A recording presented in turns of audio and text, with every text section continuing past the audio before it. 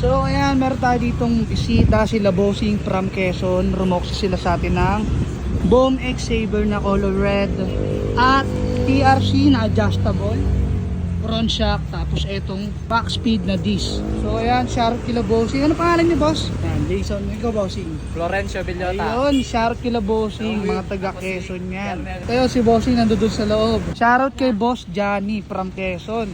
Maraming salamat po, boss, sa pagdayo. Siyempre, dahil galing Quezon sila, Bossing, binigyan natin sila ng discount na malaki. So ayan, sa mga naghanap din ng pyesa para sa Honda Click dito sa shop natin, mga boss, marami tayong stocks dito.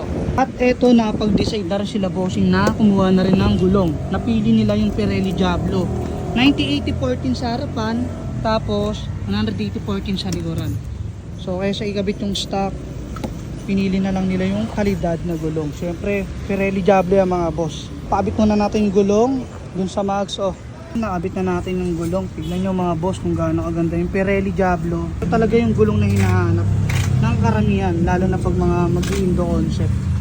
Yun nga lang, pag sinabing Pirelli Diablo, mga boss, medyo pricey siya. Pero sulit yan kasi hindi kayo papahiya nito sa kalsada. Bali, na discover nga pala tayo nila Boss Johnny dito sa TikTok at nalaman nila na meron tayong mga ganitong pyesa na minamarket dito sa shop. Ang purpose nga pala nila, Bossing, ay mag-build ng Indo concept at sumali sa mga show. Bali, hindi tayo dito kompleto ng pyesa, pero meron tayong mga sinuggest na shop na pwede nilang kuhaan ng mga pyesa na kulang nila. At ayun na nga, grabe, na-appreciate ko talaga yung pagdayo nila, Bossing, dito sa shop natin. Maraming salamat po uli sa inyo, Boss Johnny, pati sa mga kasama mo. At syempre, pati na rin sa mga Bossing natin na talagang dumadayo rin galing pa sa mga malayong lugar. So ayun lang, mga boss, ingat kayo palagi.